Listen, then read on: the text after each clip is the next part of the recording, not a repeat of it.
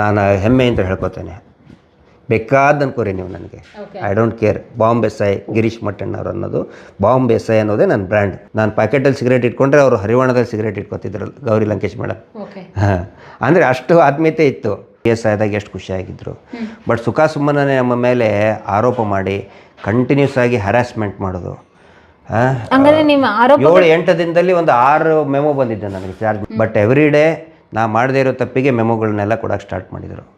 ಎಲ್ಲರೂ ಹೇಳ್ಬಿಡ್ತಾರೆ ಪೊಲೀಸರು ಲಂಚ ತಗೋತಾರೆ, PC ಲಂಚ ತಗೊಂಡ, PSI ಲಂಚ ತಗೊಳ್ತಾರೆ ಅಂಥೇಳಿ. ಅದು ಒಂದು ಸ್ಟೇಷನ್ ನಡೆಸ್ಬೇಕಾದ್ರೆ ಎಷ್ಟು ಖರ್ಚು ಬರ್ತದೆ ಅಂಥೇಳಿ ಅಲ್ಲಿಯ PSIಗೆ, ಅಲ್ಲಿ ಇನ್ಸ್ಪೆಕ್ಟರ್ಗೆ ಗೊತ್ತು.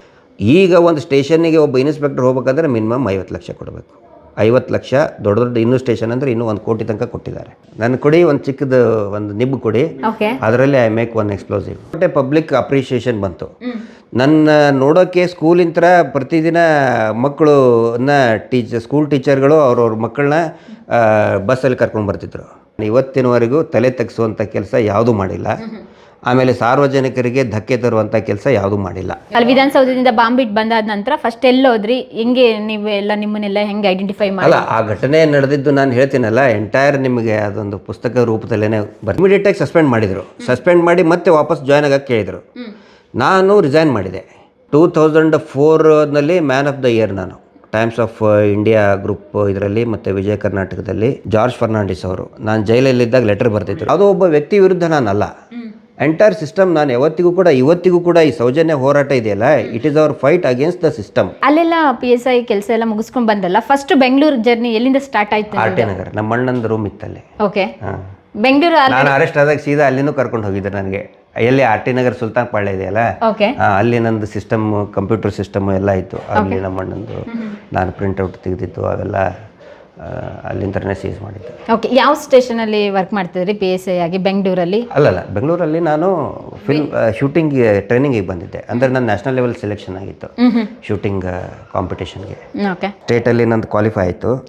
ಅದಕ್ಕೆ ಎಲ್ಲಿ ಒರಿಸ್ಸಾ ಭುವನೇಶ್ವರದಲ್ಲಿತ್ತು. ಅವಾಗ ಭುವನೇಶ್ವರದಲ್ಲಿದ್ದಾಗ ಇಂಥಲ್ಲೇ 10 ಡೇಸ್ ಬಿಫೋರ್ ಟ್ರೈನಿಂಗ್ ಕೊಡ್ತಾರೆ ಪ್ರಿಪೇರ್ ಆಗೋದಕ್ಕೆ. ಅವಾಗ ಇದನ್ನಾಗಿತ್ತು. ಯಾವ ಸಂದರ್ಭದಲ್ಲಿ ಸರ್ ಇದಕ್ಕೆ ವಿಧಾನಸೌಧ ಶಾಸಕ? ಅವಾಗಲೇ ಓಕೆ, ಡ್ಯೂಟಿಲಿ ಇತ್ಕೊಂಡೆ, ಶೂಟಿಂಗ್ ಕಾಂಪಿಟೇಷನ್ ಬಂದಿದ್ನಲ್ಲ ಇಲ್ಲಿ, ಅವಾಗ. ಯಾಕೆ ಸರ್ ನಿಮ್ಗೆ ಅಷ್ಟು ಧೈರ್ಯ, ಅಷ್ಟು ಇದು ವ್ಯವಸ್ಥೆ ಬಗ್ಗೆನೇ ಒಂದು ತಿರುಗಿ ಬೀಳ್ಬೇಕು? ಯಾಕೆಂದ್ರೆ ಅದೇ ಡಿಪಾರ್ಟ್ಮೆಂಟಲ್ಲಿ ಇದ್ದು ಹೆಂಗೆ ಸರ್ ಆ ಧೈರ್ಯ ಎಲ್ಲ ಬಂದಿದ್ದು?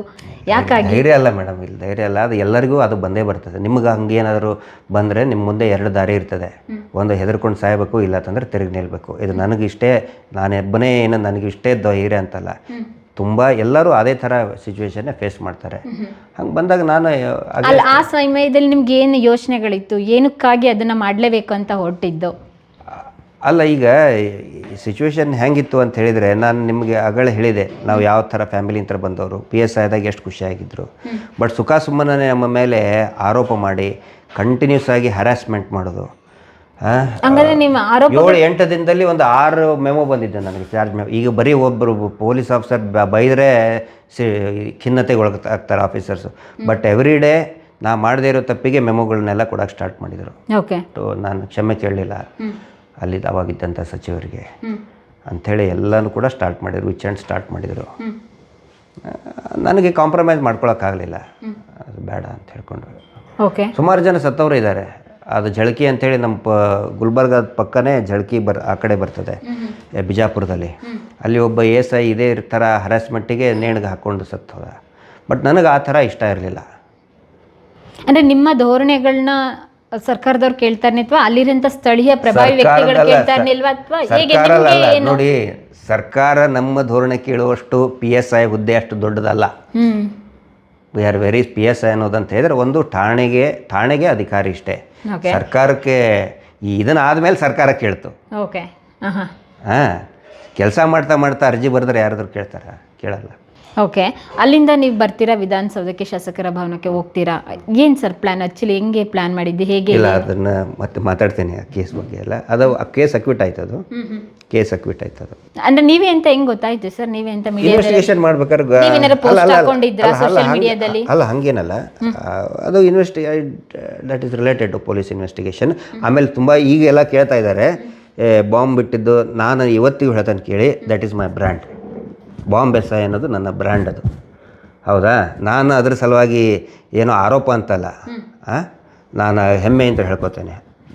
ಬೇಕಾದ ಅನ್ಕೋರಿ ನೀವು ನನಗೆ, I don't care. Bomb S I Girish ಮಟ್ಟಣ್ಣವ್ರು ಅನ್ನೋದು, ಬಾಂಬ್ ಎಸ್ ಐ ಅನ್ನೋದೇ ನನ್ನ ಬ್ರ್ಯಾಂಡ್.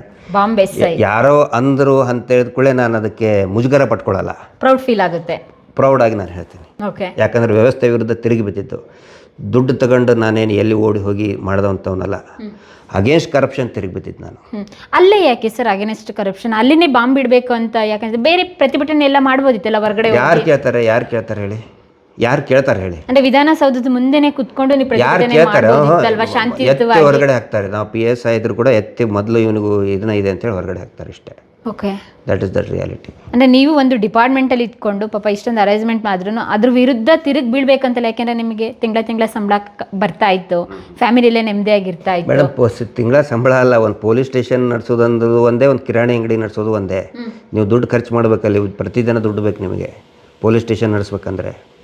ಎಲ್ಲರೂ ಹೇಳ್ಬಿಡ್ತಾರೆ ಪೊಲೀಸರು ಲಂಚ ತಗೋತಾರೆ, PC ಲಂಚ ತಗೊಂಡ, PSI ಲಂಚ ತಗೊಳ್ತಾರೆ ಅಂಥೇಳಿ. ಅದು ಒಂದು ಸ್ಟೇಷನ್ ನಡೆಸ್ಬೇಕಾದ್ರೆ ಎಷ್ಟು ಖರ್ಚು ಬರ್ತದೆ ಅಂಥೇಳಿ ಅಲ್ಲಿಯ PSIಗೆ, ಅಲ್ಲಿ ಇನ್ಸ್ಪೆಕ್ಟರ್ಗೆ ಗೊತ್ತು. ಓಕೆ.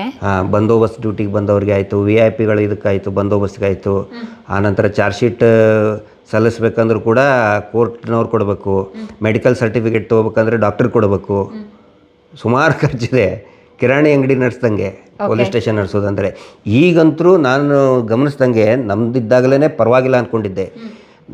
ನಾವು ಯಾವತ್ತಿಗೂ ಕೂಡ, ನಾನು ಒಂದು 7 ಸ್ಟೇಷನಲ್ಲಿ ಕೆಲಸ ಮಾಡಿದ್ದೀನಿ. ಪೋಸ್ಟಿಂಗಿಗೆ ಯಾವತ್ತಿಗೂ ದುಡ್ಡು ಕೊಟ್ಟಿಲ್ಲ ನಾನು, ಪೋಸ್ಟಿಂಗಿಗೆ ಯಾವತ್ತು. ಆಮೇಲೆ ಕೇಳೂ ಇಲ್ಲ. ಧರ್ಮ್ ಸಿಂಗ್ ಸಾಹೇಬ್ರಾಗಲಿ ಅಥವಾ ಖರ್ಗೆ ಅವರು ಇದ್ದರು, ಅದು ನಾನು ಒಳ್ಳೇದಂತಲೇ ಹೇಳ್ತೇನೆ. ಮಲ್ಲಿಕಾರ್ಜುನ್ ಖರ್ಗೆ ಸಾಹೇಬರು ಹೋಮ್ ಮಿನಿಸ್ಟರ್ ಇದ್ದರು, ಅವರಾಗಲಿ ಧರ್ಮ್ ಸಿಂಗ್ ಅವರಾಗಲಿ ಯಾವತ್ತಿಗೂ ಕೂಡ ಪೋಸ್ಟಿಂಗಿಗೆ ₹1 ಯಾರ ಕಡೆನೂ ತೊಗೊಂಡಿಲ್ಲ. ಬಟ್ ಅವ್ರು ಸುತ್ತಮುತ್ತಲೂ ಇರ್ತಾರಲ್ಲ, ಅವ್ರದ್ದು ಸಿಕ್ಕಾಪಟ್ಟು. ನನ್ನ ಕಡೆ ನಾ ಒಟ್ಟೆ ₹1 ಅವಾಗ PSI ಲೆವೆಲಲ್ಲಿ ದುಡ್ಡು ಕೊಟ್ಟು ಪೋಸ್ಟಿಂಗ್ ತೊಗೊಳ್ಳೋದು ಸಿಸ್ಟಮೇ ಭಾಳ, ಅದರಲ್ಲಿನೇ ಗುಲ್ಬರ್ಗಾದಲ್ಲಿ ಹಂಗಿದ್ದಿದ್ದಿಲ್ಲ. ಈಗ ಒಂದು ಸ್ಟೇಷನ್ನಿಗೆ ಒಬ್ಬ ಇನ್ಸ್ಪೆಕ್ಟರ್ ಹೋಗ್ಬೇಕಂದ್ರೆ ಮಿನಿಮಮ್ 50 ಲಕ್ಷ ಕೊಡಬೇಕು. 50 ಲಕ್ಷ ದೊಡ್ಡ ಇನ್ನೂ ಸ್ಟೇಷನ್ ಅಂದರೆ ಇನ್ನೂ 1 ಕೋಟಿ ತನಕ ಕೊಟ್ಟಿದ್ದಾರೆ. ಯಾಕೆ ಅಷ್ಟೊಂದು ಇನ್ಕಮ್ ಬರುತ್ತಾ ಸರ್ ನಿಮಗೆ ಅಲ್ಲಿಂದ? ಮಾಡ್ಕೊಂಡ್ರೆ ಇರ್ತದೆ. ಕಲ್ಲಿಂತ್ರನೂ ನೀರು ತೆಗೆಯುವಂಥ ಕಲಾಕಾರರು ಇರ್ತಾರೆ. ಅದೊಂದು ಮಾತಿದೆ, ನಮಗೆ ಟ್ರೈನಿಂಗಲ್ಲೇ ಕಲಿಸ್ಕೊಡ್ತಾರೆ. ಕಲಾಕಾರ ಇದ್ದವರು ಕಲ್ಲಿಂತ್ರ ನೀರು ತೆಗಿತಾರೆ, ಕೆಲವೊಬ್ರು ಕಲ್ಲಿಂತ್ರ ಪೆಟ್ರೋಲ್ ತೆಗಿತಾರೆ. ಒಬ್ಬ PSIಗೆ ಬರೀ ಟೆಂಪಲ್ಲೇ ಇದ್ದಂತೆ ಆ ಪೊಲೀಸ್ ಸ್ಟೇಷನ್ ಲಿಮಿಟಲ್ಲಿ. ಒಬ್ಬನು ನನಗೆ ಇಲ್ಲೇನೈತೆ ಸ್ಟೇಷನ್ನಾಗ, ಏನು ಮಂತ್ಲಿ ಇರ್ತದೆ ಬೇಡ ಅಂತ ಹೇಳಿಬಿಟ್ಟು ಹೋದಂತೆ. ಇನ್ನೊಬ್ಬವನು ಬಂದಂತೆ, ತುಂಬ ಖುಷಿ ಆದನಂತೆ. ಆ ಚಪ್ಪಲಿ ಇಡ್ತಾರೆ ಹೊರಗಡೆ, ಒಂದು ಚಪ್ಪಲಿಗೆ, ಅಂದರೆ ಇದು ಹೇಳೋದು, ಒಂದು ಚಪ್ಪಲಿಗೆ 4 ಕಡೆ ಫಿಕ್ಸ್ ಮಾಡಿದ್ನಂತವನು ಅಲ್ಲಿ ಇವನ ಕಡೆ ಅಂತ. ಅದೇ ಒಂದು ದಿನಕ್ಕೆ 4-5 ಸಾವಿರ ರೂಪಾಯಿ ಆಯ್ತಂತೆ. ಒಳ್ಳೇದಲ್ಲ ಅದು, ಅಂದರೆ ಕಲಾಕಾರ ಅವನು. ಆ ರೀತಿಯಾಗಿ ಅಂದರೆ ಇದೊಂದು ಏನಂತ ಹೇಳಿದರೆ ಸೇಯಿಂಗ್ ಇರ್ತಾರೆ. ಆನೆಸ್ಟ್ ಆಗಿದ್ದವರು ಇದ್ದಾರೆ, ಕರಪ್ಟ್ ಆಗಿದ್ದವರು ಇದ್ದಾರೆ. ನೀವು ಅವಾಗ ಯಾವ ಸ್ಟೇಷನಲ್ಲಿ ವರ್ಕ್ ಮಾಡಿದ್ರಿ? ಇವಾಗ ಟ್ರೈನಿಂಗಿಗೆ ಬಂದಿದ್ರಿ, ಅದ್ರ ಜೊತೆಗೆ ಯಾವ ಸ್ಟೇಷನಲ್ಲಿ ವರ್ಕ್ ಮಾಡ್ತಾ ಇದ್ರಿ? ಅಲ್ಲ, ಇದರಲ್ಲಿದೆ, ನರೋಣ ಪೊಲೀಸ್ ಸ್ಟೇಷನ್ ಆಗಿದೆ. ಅಂದರೆ ಅಲ್ಲ ಅಷ್ಟು ನಿಮಗೆ ಟಾರ್ಚರ್ ಆಯ್ತಾ ಸರ್? ಹೌದು, ರೆಗ್ಯುಲರ್ ಆಗಿತ್ತು ಅದು. ನಾನು ಈಗ ಪುಸ್ತಕ ರಿಲೀಸ್ ಮಾಡಬೇಕಾಗಿತ್ತು. ಈಗ ಆ್ಯಕ್ಚುಲಿ ಎಲ್ಲ ರೆಡಿಯಾಗಿದೆ, ಪ್ರತಿಜ್ಞೆ ಅಂಥೇಳಿ. ಅದಾದಮೇಲೆ ನಿಮಗೆ ಮತ್ತೆ ನಿಮ್ಮ ಜೊತೆಗೆ ನಾನು ಮಾತಾಡ್ತೇನೆ ಅದ್ರ ಬಗ್ಗೆ. ಯಾವ ರೀತಿ ಪ್ರತಿಯೊಂದು ಡೀಟೇಲು ಬರ್ತಿದ್ದೀನಿ ನಾನು, ಪ್ರತಿಜ್ಞೆ ಅಂಥೇಳಿ. ಏನಲ್ಲಿ ಪ್ರಭಾವಿ ವ್ಯಕ್ತಿಗಳಿಂದ ನಿಮಗೆ ಅಲ್ಲ, ಎಂಟೈರ್ ಸಿಸ್ಟಮ್ ಬರೀ ನನಗೊಬ್ಬನ ನೋಡಿ. ಅದೊಂದು ನಾನು ಕ್ಲಾರಿಫೈ ಮಾಡ್ತೇನೆ. ನನಗೆ ಆಗಿದ್ದು ಒಂದೇ ಅಲ್ಲ, ನನಗಾಗಿದ್ದು ಸುಮಾರು ಜನರಿಗೆ ಆಗ್ತದೆ. ಎಷ್ಟೋ ಜನ ಪಾಪ ಕೆಲಸ ಬಿಟ್ಟಿದ್ದಾರೆ, ಕೆಲವೊಬ್ಬರು ಸುಸೈಡೇ ಮಾಡ್ಕೊಂಡ್ಬಿಟ್ಟಿದ್ದಾರೆ, ಫ್ಯೂ ಆಫೀಸರ್ಸ್. ತುಂಬ ಜನ ಖಿನ್ನತೆಗೆ ಒಳಗಾಗ್ತಾರೆ. ನನಗೊಬ್ಬನಿಗೆ ಆಗಿದ್ದಲ್ಲ. ಆಮೇಲೆ ಯಾವುದೋ ಒಬ್ಬ ವ್ಯಕ್ತಿ ವಿರುದ್ಧ ನಾನಲ್ಲ, ಎಂಟೈರ್ ಸಿಸ್ಟಮ್. ನಾನು ಇವತ್ತಿಗೂ ಕೂಡ ಈ ಸೌಜನ್ಯ ಹೋರಾಟ ಇದೆಯಲ್ಲ, it is our fight against the system. ಒಬ್ಬ ವ್ಯಕ್ತಿಯನ್ನು ರಕ್ಷಣೆಗೆ ಹಿಂದೆ ಇಡೀ ವ್ಯವಸ್ಥೆ ನಿಂತಿದೆ ಅಂದರೆ ಆ ವ್ಯವಸ್ಥೆಯ ವಿರುದ್ಧ ನಾವು ಮಾತಾಡ್ತಾ ಇದ್ದೀವಿ. ಓಕೆ ಸರ್, ನಿಮಗೆ ಅಲ್ಲಿ ಎಲ್ಲ ಬಾಂಬೆಲ್ಲ ಎಲ್ಲಿ ಸಿಕ್ತು ಸರ್? ಅದು ಬಿಡಿ, ಅದನ್ನ ಹೇಳೋ ಟೈಮಿಗೆ ಹೇಳ್ತೇನೆ ಅದನ್ನ. ಅಲ್ಲ, ನನಗೆ ಜಸ್ಟ್ ಕ್ಯೂರಿಯಾಸಿಟಿ ಸರ್, ಹೆಂಗೆ ಸರ್ ಎಲ್ಲೆಲ್ಲ ಹೊಲಿಸಿದ್ರು ಅಂತ. ಅಲ್ಲ, ಕಲಿಸ್ಬೇಕಾ? ಬೇಡ ಸರ್, ಕೇಳ್ಕೊತೀನಿ ಸರ್, ನಾವು ಕೇಳಿದಾರೆ ಅಷ್ಟೇ. ನನಗೊಂದು ಸಣ್ಣದು ಇದ್ರದ್ದು ಏನೋ ಪೆನ್ ರೆಫಿಲ್ ಇರ್ತದಲ್ಲ, ರೆಫಿಲ್ ಮುಂದೆ ನೀವೇನಂತ ನಾವು ನಿಬ್ ಅಂತ ಹೇಳ್ತೀವಿ. ನಿಬ್ ನನಗೆ ಕೊಟ್ಟರೆ ಅದರಲ್ಲಿನೇ ಒಂದು ಇದನ್ನ ಮಾಡ್ತೀನಿ ನಾನು, ಎಕ್ಸ್ಪ್ಲೋಸಿವ್ ಮಾಡ್ತೀನಿ ನಾನು. ಮಾಡಿದ್ದೀನಿಲ್ಲ? ಅಷ್ಟು ಕಲ್ತ್ಕೊಂಡಿದ್ದೀರಾ ಹಾಗಾದ್ರೆ ನೀವು? ನನ್ನ ಕೊಡಿ, ಒಂದು ಚಿಕ್ಕದು ಒಂದು ನಿಬ್ ಕೊಡಿ, ಅದರಲ್ಲಿ ಐ ಮೇಕ್ ಒನ್ ಎಕ್ಸ್ಪ್ಲೋಸಿವ್. ನೀವೇ ಹಂಗಾರೆ ಮೇಕಿಂಗ್ ಎಲ್ಲ ಮಾಡ್ಬಿಡ್ತೀರಾ ಸರ್? ಅಂದ್ರೆ ಅಲ್ಲಿ ವಿಧಾನಸೌಧಕ್ಕೆ ನೀವೇನೇ ಮಾಡಿ ಇಟ್ಟಿದ್ದ ಅದು ತಂದಿದ್ದಲ್ಲ ಎಲ್ಲನು? ಯಾಕೆ ನಮ್ಮನ್ನೇನು ಮತ್ತೆ ಇದನ್ನು ಸಿಕ್ಸ್ತಾಕ್ ನೋಡ್ತಾ ಇದ್ದೀರಾ ಅಥವಾ ನೀವು ಕಲಿಬೇಕಾ? ನೀವು ಇಲ್ಲ ಸರ್, ಕಲಿಬೇಕಂತ ಹೇಳಿ ಕಲಿಸ್ತೀನಿ. ಹಂಗೇನಿಲ್ಲ ಸರ್, ಜಸ್ಟ್ ಕ್ಯೂರಿಯಾಸಿಟಿ ಕೇಳಿದೆ ಸರ್ ಅಷ್ಟೇ, ನನಗೆ ತಿಳ್ಕೊಳ್ಳೋ ಕ್ಯೂರಿಯಾಸಿಟಿ. ಮತ್ತೆ ನಮ್ಮ ಆಡಿಯನ್ಸ್ ವ್ಯೂ ಪಾಯಿಂಟ್ ಪ್ರಶ್ನೆಗಳನ್ನ ಕೇಳಬೇಕಲ್ಲ. ಒಂದೇ ಮಾತು ಹೇಳಿದ್ನಲ್ಲ, ನಾನು ಇವತ್ತಿನವರೆಗೂ ತಲೆ ತಗ್ಸುವಂಥ ಕೆಲಸ ಯಾವುದೂ ಮಾಡಿಲ್ಲ. ಆಮೇಲೆ ಸಾರ್ವಜನಿಕರಿಗೆ ಧಕ್ಕೆ ತರುವಂಥ ಕೆಲಸ ಯಾವುದೂ ಮಾಡಿಲ್ಲ. ಓಕೆ ಸರ್, ಆಮೇಲೆ ಹೆಂಗೆ ಸರ್ ನ್ಯೂಸ್ ಅವರಿಗೆಲ್ಲ ಗೊತ್ತಾಯ್ತು? ಆಮೇಲೆ ನೀವು ಆಟೋಮೆಟಿಕ್ ಅದು ನನಗೆ ಅವು ಯಾವ ಗೊತ್ತಿಲ್ಲ. ನೀವು ಅಲ್ಲಿಂದ ಬಂದಾದ ನಂತರ ಫಸ್ಟ್ ಎಲ್ಲಿಗೆ ಹೋಗಿದ್ರಿ? ಎಲ್ಲಿಂದ ಬಂದ? ಅಲ್ಲಿ ವಿಧಾನಸೌಧದಿಂದ ಬಾಂಬ್ ಇಟ್ಟು ಬಂದಾದ ನಂತರ ಫಸ್ಟ್ ಎಲ್ಲಿ ಹೋದ್ರಿ? ಹೆಂಗೆ ನೀವು ಎಲ್ಲ ನಿಮ್ಮನ್ನೆಲ್ಲ ಹೆಂಗೆ ಐಡೆಂಟಿಫೈ ಮಾಡಿ? ಅಲ್ಲ, ಆ ಘಟನೆ ನಡೆದಿದ್ದು ನಾನು ಹೇಳ್ತೀನಲ್ಲ, ಎಂಟೈರ್ ನಿಮಗೆ ಅದೊಂದು ಪುಸ್ತಕ ರೂಪದಲ್ಲೇನೆ ಬರ್ತದೆ. ಅವಾಗ ಹೇಳ್ತೀನಿ ನಾನು, ಅವಾಗ ಹೇಳ್ತೀನಿ. ಯಾಕಂತ ಹೇಳಿದ್ರೆ ultimately finally court took the decision. ಇದರಲ್ಲಿ ಮೋಟೋ ವೈಲೆಂಟ್ ಮಾಡುವಂಥ ಮೋಟೋ ಆಗಲಿ ಯಾವುದು ಇದ್ದಿದ್ದಿಲ್ಲ ಅಂತ ಒಂದು ಡಿಸಿಷನ್ನಿಗೆ ಕನ್ಕ್ಲೂಷನ್ಗೆ ಬಂದಿದೆ. ಓಕೆ, ಡೈರೆಕ್ಟ್ ಸಸ್ಪೆಂಡ್ ಆದ್ರ ಕೆಲಸದಿಂದ ಅವಾಗ? ಹಾಂ, ಅದನ್ನು ನಾನು ಇಮಿಡಿಯೇಟಾಗಿ ಸಸ್ಪೆಂಡ್ ಮಾಡಿದರು. ಸಸ್ಪೆಂಡ್ ಮಾಡಿ ಮತ್ತೆ ವಾಪಸ್ ಜಾಯ್ನ್ ಆಗಕ್ಕೆ ಕೇಳಿದರು.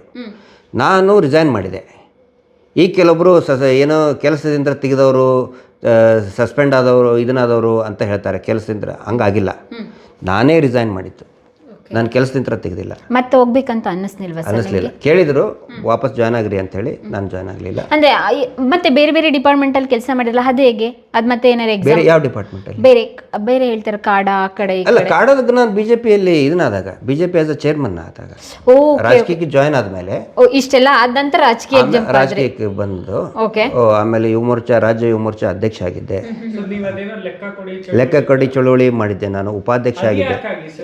ರೈಟ್ ಟು ಇನ್ಫಾರ್ಮೇಷನ್ ಆ್ಯಕ್ಟ್ ಅದನ್ನು ಜನರಿಗೆ, ಅಂದರೆ ಆ ಟೈಮಿಗೆ ನಾನು ಡಿಪಾರ್ಟ್ಮೆಂಟ್ ಹೊರಗಡೆ ಬಂದು ಸೋಷಿಯಲ್ ಮಾಹಿತಿ ಹಕ್ಕು, ಅವಾಗ ಕ್ರಿಯಾ ಅಂತ ಇತ್ತು. ಸರ್ ಒಂದು ನಿಮಿಷ, ಇದೆಲ್ಲ ನ್ಯೂಸ್ ಎಲ್ಲ ಬಂತಲ್ಲ, ಆ ವೇಳೆಗಾಗಲಿ ನಿಮ್ದು ಮದುವೆ ಆಗಿತ್ತು?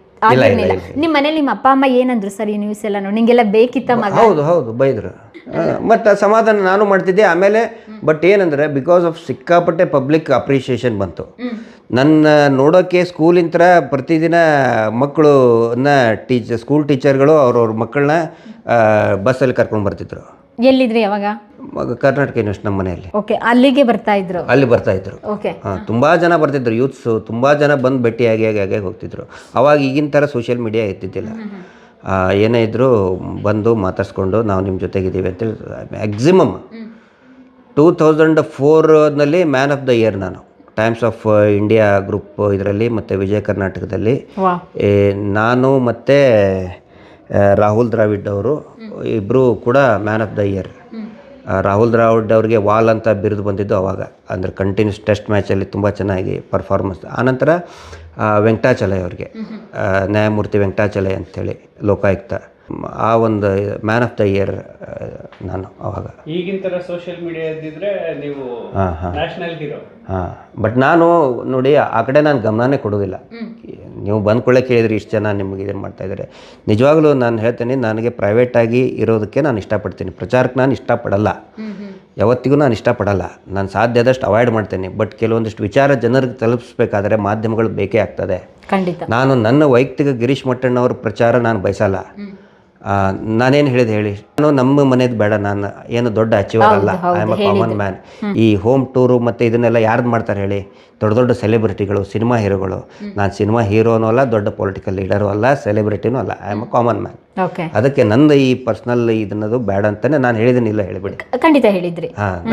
ಬಟ್ ಏನಂತ ಹೇಳಿದ್ರೆ, ನನಗೆ ವಿಚಾರಗಳಿದೆಯಲ್ಲ ಅದು ಹೋಗಲಿ, ಜನರಿಗೆ ಹೋಗಲಿ. ಈ ಹೋರಾಟದ ಬಗ್ಗೆ, ಆಮೇಲೆ ಸಾಮಾಜಿಕ ವಿಷಯಗಳ ಬಗ್ಗೆ, ಕಾನೂನಿನ ಅರಿವಿನ ಬಗ್ಗೆ, ಜನಜಾಗೃತಿಯ ಬಗ್ಗೆ ಜನರಿಗೆ ವಿಚಾರಗಳು ಹೋಗ್ಬೇಕಂತ ಇಷ್ಟೇ. ಅದು ಸೋಷಿಯಲ್ ಮೀಡಿಯಾದಲ್ಲಿ ಅದು ನನಗೆ ಇವತ್ತಿಗೂ ಕೂಡ ನಾನು ಇದರಲ್ಲಿ ಮಾತಾಡ್ತೇನೆ, ಲೈವಲ್ಲಿ ಮಾತಾಡೋ ಅದನ್ನು ಲೈವ್ ಮಾಡೋದು ಒಂದೇ ಗೊತ್ತು ನನಗೆ. ಜಾಸ್ತಿ ಆಪ್ರೇಷನ್ ನನಗೆ ಗೊತ್ತಿಲ್ಲ. ಇನ್ಸ್ಟಾಗ್ರಾಮ್ನಲ್ಲಿ ಕೂಡ ನನ್ನ ಮಿಸ್ಸಸ್ಸು ಮತ್ತು ನನ್ನ ಮಕ್ಕಳೇ ಅದನ್ನು ಆ್ಯಡ್ ಮಾಡಿದ್ದಾರೆ. ಇವತ್ತಿಗೂ ಕೂಡ ನನಗೆ ಇನ್ಸ್ಟಾಗ್ರಾಮ್ನಲ್ಲಿ ಒಂದು ಪೋಸ್ಟ್ ಹಾಕಕ್ಕೆ ಬರಲ್ಲ. ನನಗೆ ಅದ್ರಲ್ಲಿ ಝೀರೋ. ಯಾರ್ಯಾರು ಏನೇನು ಅಂತಾರೆ ನನಗೆ ಗೊತ್ತೂ ಆಗಲ್ಲ, ಕಮೆಂಟ್ಸ್ ಮಾಡಿದ್ದು ಗೊತ್ತಾಗಲ್ಲ. ಸುಮಾರು ಜನ ಬೈತಿರ್ತಾರೆ, ನೋಡ್ತೇನೆ, ಸರಿ ಅಂತ ಇಷ್ಟ ಮಾಡ್ತಿರ್ತೇನೆ. ಓಕೆ, ಇಷ್ಟೆಲ್ಲ ಆದ ನಂತರ ಯಾಕೆ ಪೊಲಿಟಿಕಲ್ ಕೆರಿಯರ್ನೇ ಚೂಸ್ ಮಾಡ್ಕೊಂಡ್ರಿ ನೀವು? ಯಡಿಯೂರಪ್ಪನವರು ಸೀದಾ ಮನೆಗೆ ಬಂದರು, ಹೇಳಿದ್ರು. ಇಷ್ಟೆಲ್ಲ ಇಶ್ಯೂಸ್ ಆದ್ಮೇಲೆ ಅವರೇ ನಿಮಗೆ ಅವಾಗ ತುಂಬ ಜನ ನನಗೆ ಇದನ್ನು ಮಾಡಿದರು, ಅಂದರೆ ಅಪ್ರಿಷಿಯೇಟ್ ಮಾಡಿದರು. ಮತ್ತು ಈಗ ಹೆಂಗೆ ನಮ್ಮ ಸಮೀರಿಗೆ ಬೂಸ್ಟಪ್ ಮಾಡ್ತಾ ಇದ್ದಾರಲ್ಲ, ಹಾಗೆ ಸುಮಾರು ಜನ ನಾವು ನಿಮ್ಮ ಜೊತೆಗಿದ್ದೀವಿ ಅಂಥೇಳಿ. ನಾನು ರಾಮೋಜಿರಾವ್ ಅವರಿಗೆ ನೆನೆಸ್ಕೋಬೇಕು, ಮತ್ತು ವಿಜಯ್ ಸಂಕೇಶ್ವರ್ ಅವರಿಗೆ ನಾನು ಯಾವತ್ತಿಗೂ ನೆನೆಸ್ಕೋತೇನೆ, ನಾನು ನಿಮ್ಮ ಜೊತೆಗಿದ್ದೀವಿ ಅಂಥೇಳಿ. ಜಾರ್ಜ್ ಫರ್ನಾಂಡಿಸ್ ಫೋಟೋಸ್ ಕೂಡ ಎಲ್ಲ ಇದೆ. ಆ ಫೋಟೋದು ಜಾರ್ಜ್ ಫರ್ನಾಂಡಿಸ್ ಅವರು ನಾನು ಜೈಲಲ್ಲಿದ್ದಾಗ ಲೆಟರ್ ಬರೆದಿದ್ದರು ಜಾರ್ಜ್ ಫರ್ನಾಂಡಿಸ್ ಅವರು.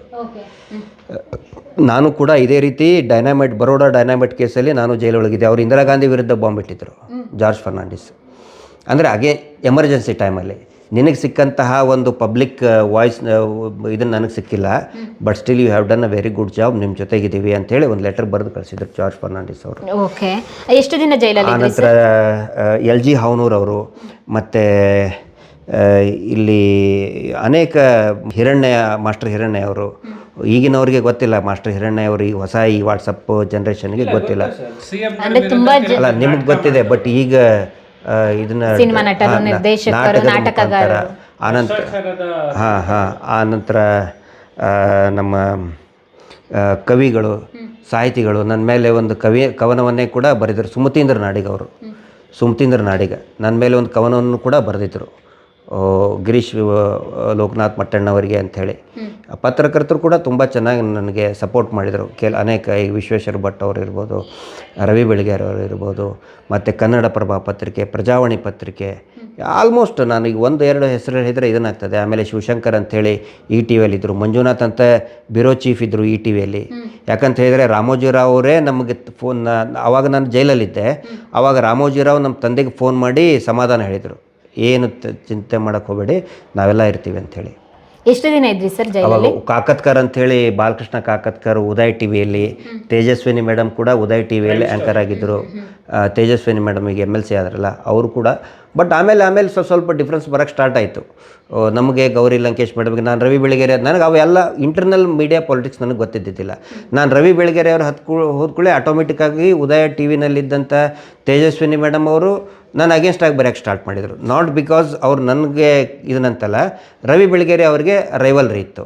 ಆಮೇಲೆ ರವಿ ಬೆಳಗೆರೆ ಅವರಿಗೆ ಮತ್ತು ಗೌರಿ ಲಂಕೇಶ್ ಅವರಿಗೆ ರೈವಲ್ರಿ ಇರೋದಕ್ಕೆ ಇಷ್ಟು ದಿನ ನನ್ನ ಬಗ್ಗೆ ಒಳ್ಳೆ ಇದನ್ನೇ ಬರೆದಂಥವ್ರು ರವಿ ಬೆಳಗೆರೆ ಜೊತೆಗೆ ಚೆನ್ನಾಗಿದೆ ಅನ್ನೋ ಒಂದೇ ಕಾರಣಕ್ಕೆ ನನ್ನ ಕೆಟ್ಟದಾಗಿ ಕೋಮುವಾದಿ ಅಂತ ಬರೋಕ್ಕೆ ಸ್ಟಾರ್ಟ್ ಮಾಡಿದರು. ಗೌರಿ ಲಂಕೇಶ್ ಮೇಡಮ್ ಜೊತೆಗೂ ಅಷ್ಟಾದರೂ ಕೂಡ ನಾನು ಅವ್ರ ಜೊತೆಗೆ ಹೋಗ್ತಿದ್ದೆ. ಅವಳು ಸಿಗರೇಟ್ ಸೇರ್ತಾಯಿದ್ದೆ, ಅವರು ಸಿಕ್ಕಾಪಟ್ಟೆ ಸಿಗರೇಟ್ ಸೇರ್ತಿದ್ರು, ನನಗೂ ಸಿಗರೇಟ್ ಸೇದೋದಿತ್ತು.